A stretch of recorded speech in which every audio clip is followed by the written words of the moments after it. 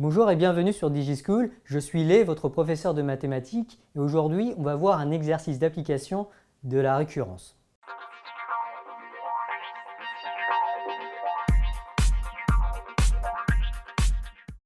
Donc aujourd'hui on va essayer de montrer que la somme des carrés de 1 jusqu'à n va être égale à n fois n plus 1 fois 2n plus 1 divisé par 6. Alors pour démontrer ça, il nous faut donc commencer par l'initialisation et ensuite on va démontrer l'hérédité. Donc commençons par l'initialisation. Il nous faut prouver que cette égalité est vraie lorsque n est égal à 1. On va prouver le cas pour n égale 1. Donc si n égale 1, le terme de gauche va être égal à la somme de 1 jusqu'à 1, donc ça va être juste 1.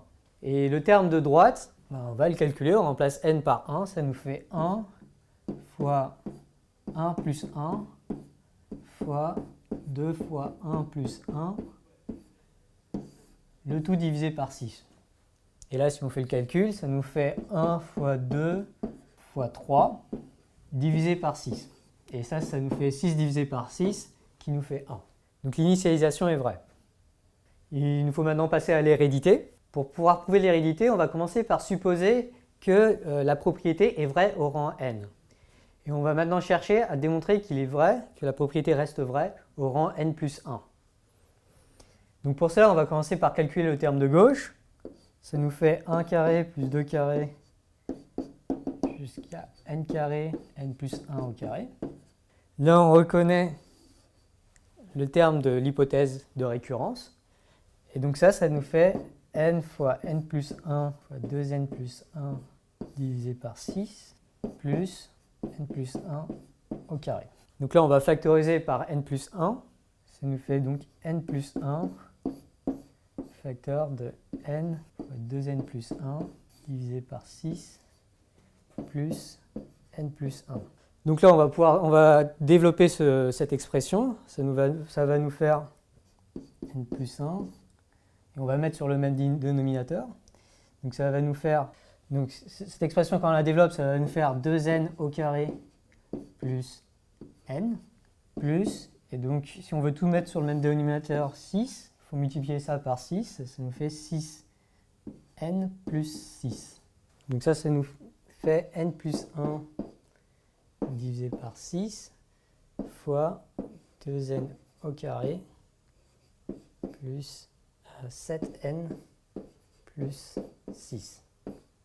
Alors, il faut montrer que ce terme-là était exactement le même que ceci, où on a remplacé n par n plus 1. Donc ça, c'est ce qu'on avait dans le tableau précédent. Et maintenant, on veut montrer que ce terme-là est exactement le même que ce terme-là, où on a remplacé n par n plus 1. Donc je vais juste réécrire ce terme-là, où je remplace n par n plus 1. Donc ça nous fait n plus 1 facteur de n plus 2 plus 1 plus 1, facteur de 2 plus 1, tout divisé par 6. Okay.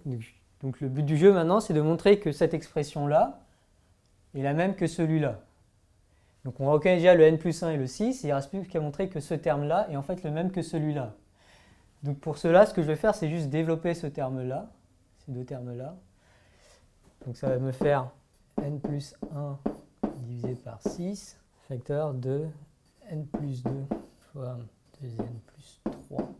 Et donc si je développe ce terme-là, j'obtiens 2n carré plus n fois 3, 3n, plus 2 fois 2n, ça fait 4n, plus 2 fois 3, ce qui fait 6.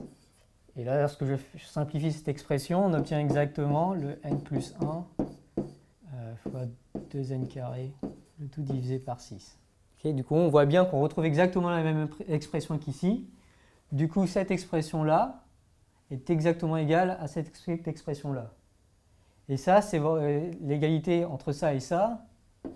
C'est exactement ce qu'on cherchait à prouver pour pouvoir prouver l'hérédité. Donc, la propriété est vraie. N plus 1. On a prouvé l'initialisation et l'hérédité. Et donc, on conclut que la récurrence est vraie pour tout n supérieur ou égal à 1. Okay, donc je vous invite vraiment à faire l'effort de bien structurer les preuves de cette manière, initialisation, hérédité et conclusion. J'espère que cette vidéo vous aura aidé. Si vous avez des questions, n'hésitez pas à les mettre en commentaire. Abonnez-vous à la chaîne et à bientôt sur DigiSchool.